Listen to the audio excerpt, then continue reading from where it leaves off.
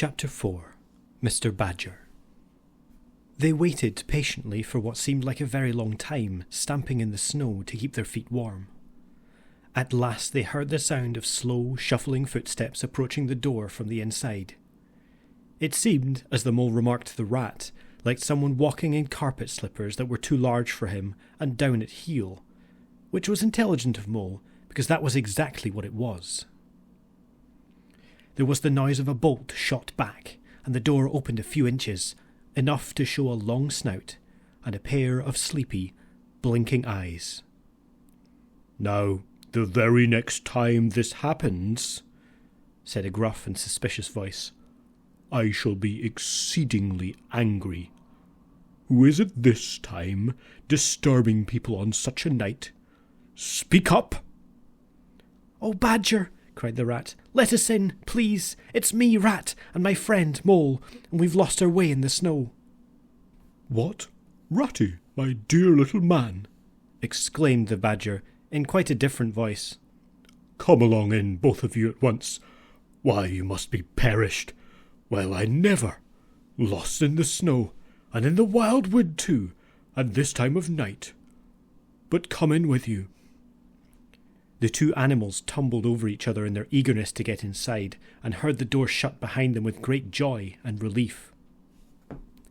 The Badger, who wore a long dressing gown, and whose slippers were indeed very down at heel, carried a flat candlestick in his paw, and had probably been on his way to bed when their summons sounded. He looked kindly down on them, and patted both their heads. "This is not the sort of night for small animals to be out," he said paternally. "I'm afraid you've been up to some of your pranks again, Ratty. But come along, come into the kitchen. There's a first-rate fire there, and supper and everything."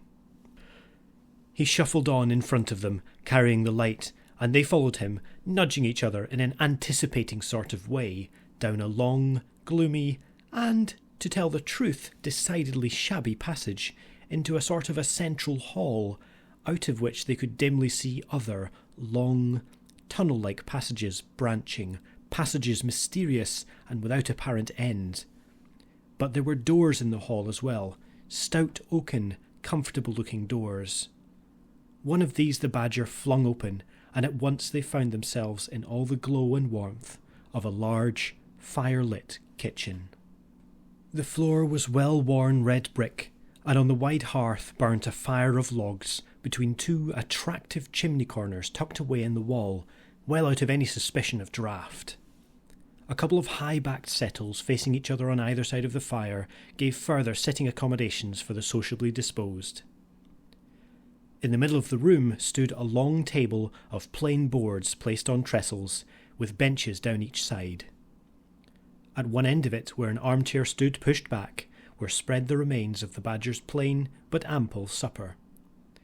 Rows of spotless plates winked from the shelves of the dresser at the far end of the room, and from the rafters overhead hung hams, bundles of dried herbs, nets of onions, and baskets of eggs.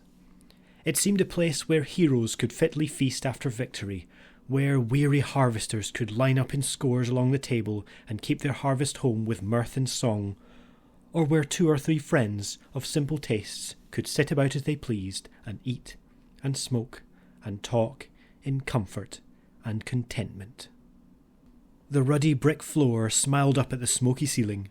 The oaken settles, shiny with long wear, exchanged cheerful glances with each other. Plates on the dresser grinned at pots on the shelf, and the merry firelight flickered and played over everything without distinction. The kindly Badger thrust them down on a settle to toast themselves at the fire, and bade them remove their wet coats and boots. Then he fetched them dressing-gowns and slippers, and himself bathed the mole's shin with warm water and mended the cut with sticking plaster, till the whole thing was just as good as new, if not better. In the embracing light and warmth, warm and dry at last, with weary legs propped up in front of them, and a suggested clink of plates being arranged on the table behind, it seemed to the storm-driven animals now in safe anchorage that the cold and trackless wild wood just left outside was miles and miles away, and all that they had suffered in it a half-forgotten dream. When at last they were thoroughly toasted, the Badger summoned them to the table where he had been busy laying a repast. They had felt pretty hungry before, but when they actually saw at last the supper that was spread for them, really it seemed only a question of what they should attack first, where all was so attractive, and whether the other things would obligingly wait for them till they had time to give them attention. Conversation was impossible for a long time, and when it was slowly resumed, it was that regrettable sort of conversation that results from talking with your mouth full. The Badger did not mind that sort of thing at all, nor did he take any notice of elbows on the table or everybody speaking at once. As he did not go into society himself, he had got an idea that these things belonged to the things that didn't really matter. We know, of course, that he was wrong and took too narrow a view, because they do matter very much, though it would take too long to explain why. He sat in his armchair at the head of the table and nodded gravely at intervals as the animals told their story, and he did not seem surprised or shocked at anything, and he never said, "I told you so," or "just what I always said," or remarked that they ought to have done so-and-so, or not to have done something else. The mole began to feel very friendly towards him. When supper was really finished at last, and each animal felt that his skin was now as tight as was decently safe, and that by this time he didn't care a hang for anybody or anything, they gathered round the glowing embers of the great wood fire, and thought how jolly it was to be sitting up so late, and so independent, and so full. And after they had chatted for a time about things in general, the Badger said heartily, "Now then, tell us the news from your part of the world. How's old Toad going on?" "Oh, from bad to worse," said the Rat gravely, while the Mole, cocked up on a settle and basking in the firelight, his heels higher than his head, tried to look properly mournful. "Another smash-up only last week, and a bad one. You see, he will insist on driving himself, and he's hopelessly incapable. If he'd only employ a decent, steady, well-trained animal, pay him good wages, and leave everything to him, he'd get on all right. But no, he's convinced he's a heaven-born driver, and no one can teach him anything, and all the rest follows." "How many has he had?" inquired the Badger gloomily. "Smashes or machines?" asked the Rat. "Oh well, after all, it's the same thing with Toad. This is the 7th. As for the others, you know that coach house of his? Well, it's piled up, literally piled up to the roof, with fragments of motor cars, none of them bigger than your hat. That accounts for the other 6, so far as they can be accounted for." "He's been in hospital 3 times, put in the Mole, "and as for the fines he's had to pay, it's simply awful to think of." "Yes, and that's part of the trouble," continued the Rat. "Toad's rich, we all know, but he's not a millionaire. And he's a hopelessly bad driver, and quite regardless of law and order. Killed or ruined, it's got to be one of the two things, sooner or later. Badger, we're his friends. Oughtn't we to do something?" The Badger went through a bit of hard thinking. "Now look here," he said at last rather severely. "Of course you know I can't do anything now."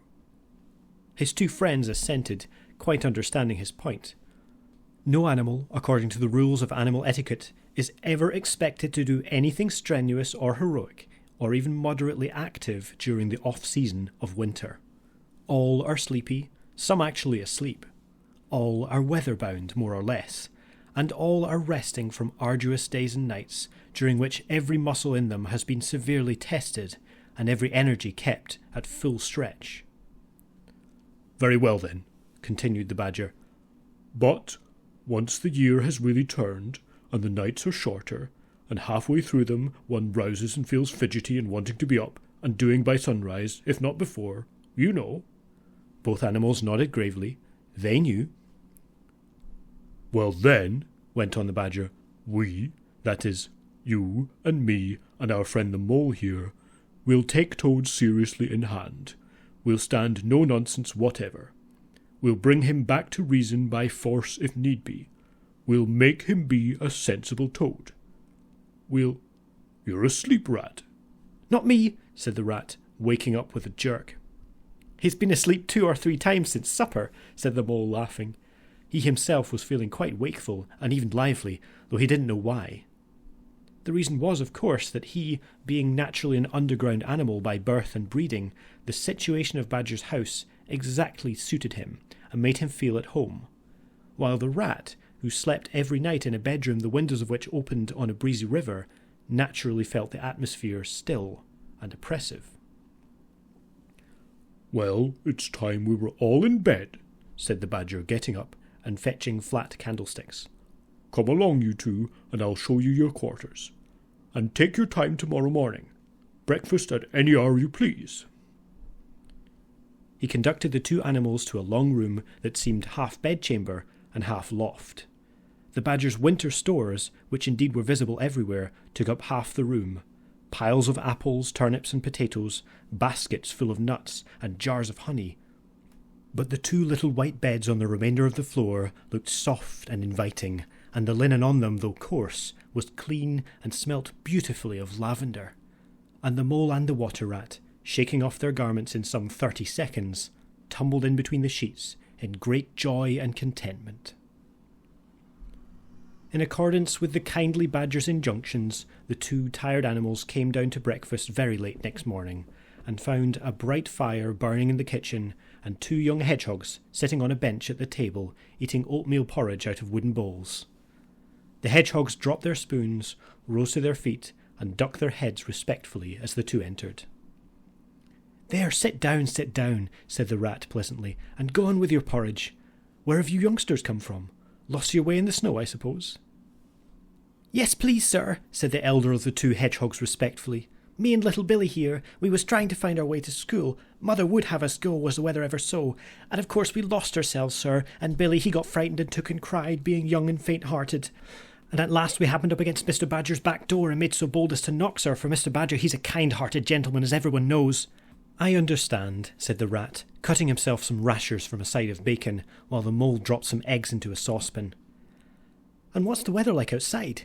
You needn't sir me quite so much," he added. "Oh, terrible bad, sir, terrible deep the snow is," said the hedgehog. "No getting out for the likes of you gentlemen today." "Where's Mr. Badger?" inquired the mole as he warmed the coffee pot before the fire. "The master's gone into his study, sir," replied the hedgehog, "and he said as how he was going to be particular busy this morning, and on no account was he to be disturbed." This explanation, of course, was thoroughly understood by everyone present. The fact is, as already set forth, when you live a life of intense activity for 6 months in the year, and of comparative or actual somnolence for the other 6, during the latter period you cannot be continually pleading sleepiness when there are people about or things to be done. The excuse gets monotonous. The animals well knew that Badger, having eaten a hearty breakfast, had retired to his study and settled himself in an armchair with his legs up on another and a red cotton handkerchief over his face, and was being busy in the usual way at this time of the year. The front doorbell clanged loudly, and the rat, who was very greasy with buttered toast, sent Billy, the smaller hedgehog, to see who it might be. There was a sound of much stamping in the hall, and presently Billy returned in front of the otter, who threw himself on the rat with an embrace and a shout of affectionate greeting. "Get off!" spluttered the rat with his mouth full. "Thought I should find you here all right," said the otter cheerfully. "They were all in a great state of alarm along River Bank when I arrived this morning. Rat never been home all night, nor mole either. Something dreadful must have happened, they said, and the snow had covered up all your tracks, of course. But I knew that when people were in any fix, they mostly went to the Badger, or else Badger got to know of it somehow, so I came straight off here, through the wildwood and the snow. My, it was fine, coming through the snow as the red sun was rising and showing against the black tree trunks. As you went along in this stillness, every now and then masses of snow slid off the branches suddenly with a flop, making you jump and run for cover. Snow castles and snow caverns had sprung up out of nowhere in the night, and snow bridges, terraces, ramparts. I could have stayed and played with them for hours. Here and there great branches had been torn away by the sheer weight of the snow, and robins perched and hopped on them in their perky, conceited way, just as if they had done it themselves.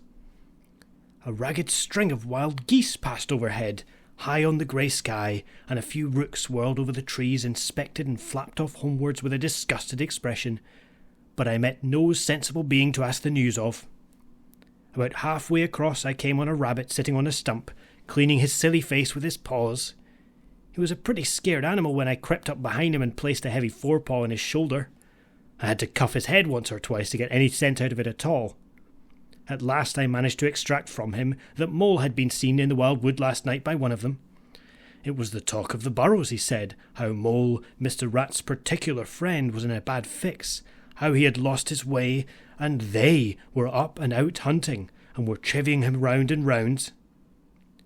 Then why didn't any of you do something? I asked. You mayn't be blessed with brains, but there are hundreds and hundreds of you big stout fellows, as fat as butter, and your burrows running in all directions, and you could have taken him in, and made him safe and comfortable, or tried to at all events. What, us? He merely said. Do something, us rabbits. So I cuffed him again and left him. There was nothing else to be done. At any rate I had learnt something, and if I had had the luck to meet any of them, I'd have learnt something more. Or they would. Weren't you at all, nervous? Asked the Mole, some of yesterday's terror coming back to him at the mention of the wild woods. Nervous? The Otter showed a gleaming set of strong white teeth as he laughed. I'd give 'em nerves if any of them tried anything on with me. Here, Mole, fry me some slices of ham, like the good little chap you are. I'm frightfully hungry, and I've got any amount to say to Ratty here. Haven't seen him for an age. So the good-natured Mole, having cut some slices of ham, set the hedgehogs to fry it, and returned to his own breakfast, while the Otter and the Rat, their heads together, eagerly talked river shop, which is long shop and talk that is endless, running on like the babbling river itself. A plate of fried ham had just been cleared and sent back for more, when the Badger entered, yawning and rubbing his eyes, and greeted them all in his quiet, simple way, with kind inquiries for everyone. It must be getting on for luncheon time, he remarked to the Otter. Better stop and have it with us. You must be hungry this cold morning. Rather, replied the Otter, winking at the Mole. The sight of these greedy young hedgehogs stuffing themselves with fried ham makes me feel positively famished. The hedgehogs, who were just beginning to feel hungry again after their porridge, and after working so hard at their frying, looked timidly up at Mr. Badger, but were too shy to say anything. Here, you two youngsters, be off home to your mother, said the Badger kindly. I'll send someone with you to show you the way. You won't want any dinner today, I'll be bound. He gave them 6pence apiece and a pat on the head, and they went off with much respectful swinging of caps and touching of forelocks. Presently they all sat down to luncheon together. The Mole found himself placed next to Mr. Badger, and, as the other two were still deep in river gossip from which nothing could divert them, he took the opportunity to tell Badger how comfortable and homelike it all felt to him. Once well underground, he said, you know exactly where you are. Nothing can happen to you, and nothing can get at you. You're entirely your own master, and you don't have to consult anybody or mind what they say. Things go on all the same overhead, and you let 'em and don't bother about 'em. When you want to, up you go, and there the things are, waiting for you. The Badger simply beamed on him. That's exactly what I say, he replied. There's no security or peace and tranquillity except underground. And then if your ideas get larger and you want to expand, why, a dig and a scrape, and there you are. If you feel your house is a bit too big, you stop up a hole or two, and there you are again. No builders, no tradesmen, no remarks passed on you by fellows looking over your wall, and above all, no weather. Look at Rat now, a couple of feet of floodwater, and he's got to move into hired lodgings. Uncomfortable, inconveniently situated, and horribly expensive. Take Toad. I say nothing against Toad Hall. Quite the best house in these parts, as a house. But supposing a fire breaks out, where's Toad? Supposing tiles are blown off, or walls sink or crack, or windows get broken, where's Toad? Supposing the rooms are draughty. I hate a draught myself. Where's Toad? No, up and out of doors is good enough to roam about and get one's living in, but underground to come back to at last. That's my idea of home. The Mole assented heartily, and the Badger in consequence got very friendly with him. When lunch is over, he said, I'll take you all around this little place of mine. I can see you'll appreciate it. You understand what domestic architecture ought to be, you do. After luncheon, accordingly, when the other two had settled themselves into the chimney corner, and had started a heated argument on the subject of eels, the badger lighted a lantern and bade them all follow him. Crossing the hall, they passed down one of the principal tunnels, and the wavering light of the lantern gave glimpses on either side of rooms both large and small, some mere cupboards, others nearly as broad and imposing as Toad's dining hall. A narrow passage at right angles led them into another corridor, and here the same thing was repeated. The mole was staggered at the size, the extent, the ramifications of it all. At the length of the dim passages, the solid vaultings of the crammed store chambers, the masonry everywhere, the pillars, the arches, the pavements. "How on earth, Badger," he said at last, "did you ever find time and strength to do all this? It's astonishing." "It would be astonishing indeed," said the Badger simply, "if I had done it. But, as a matter of fact, I did none of it, only cleaned out the passages and chambers as far as I had need of them. There's lots more of it, all round about. I see you don't understand, and I must explain it to you. Well, very long ago, on the spot where the wildwood waves now, before ever it had planted itself and grown up to what it now is, there was a city of people, you know. Here, where we are standing, they lived and walked and talked and slept and carried on their business. Here they stabled their horses and feasted. From here they rode out to fight or drove out to trade. They were a powerful people and rich and great builders. They built to last, for they thought their city would last forever." "But what has become of them all?" asked the mole. "Who can tell?" said the Badger. "People come, they stay for a while, they flourish, they build, and they go. It is their way. But we remain. There were badgers here, I've been told, long before that same city ever came to be, and now there are badgers here again. We are an enduring lot, and we may move out for a time, but we wait and are patient, and back we come. And so it will ever be." "Well, and when they went at last, those people?" said the mole. "When they went," continued the Badger, "the strong winds and persistent rains took the matter in hand, patiently, ceaselessly, year after year. Perhaps we badgers too, in our small way, helped a little. Who knows? It was all down, down, down, gradually, ruin and levelling and disappearance. Then it was all up, up, up, gradually, as seeds grew to saplings, and saplings to forest trees, and bramble and fern came creeping in to help. Leaf mould rose and obliterated. Streams in their winter freshets brought sand and soil to clog and to cover, and in the course of time our home was ready for us again, and we moved in. Up above us, on the surface, the same thing happened. Animals arrived, liked the look of the place, took up their quarters, settled down, spread, and flourished. They didn't bother themselves about the past. They never do. They're too busy. The place was a bit humpy and hillocky, naturally, and full of holes, but that was rather an advantage. And they don't bother about the future either. The future when perhaps the people will move in again, for a time, as may very well be. The wildwood is pretty well populated by now, with all the usual lot, good, bad, and indifferent. I name no names. It takes all sorts to make a world. But I fancy you know something about them yourself by this time." "I do indeed," said the mole with a slight shiver. "Well, well," said the Badger, patting him on the shoulder. "It was your first experience of them, you see. They're not so bad, really, and we must all live and let live. But I'll pass the word around tomorrow, and I think you'll have no further trouble. Any friend of mine walks where he likes in this country, or I'll know the reason why."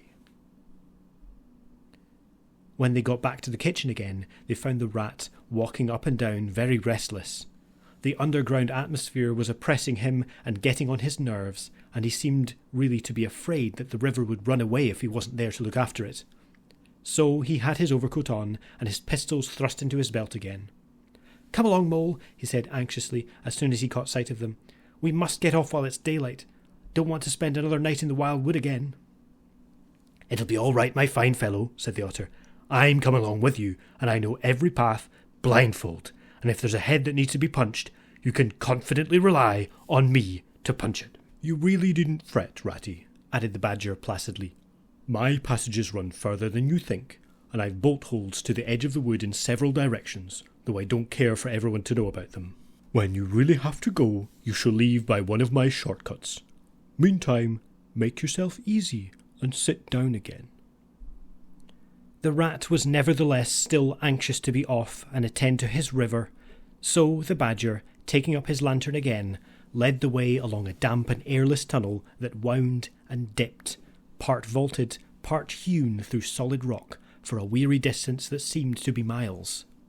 At last daylight began to show itself confusedly through tangled growth overhanging the mouth of the passage, and the Badger, bidding them a hasty goodbye, pushed them hurriedly through the opening, made everything look as natural as possible again with creepers, brushwood, and dead leaves, and retreated.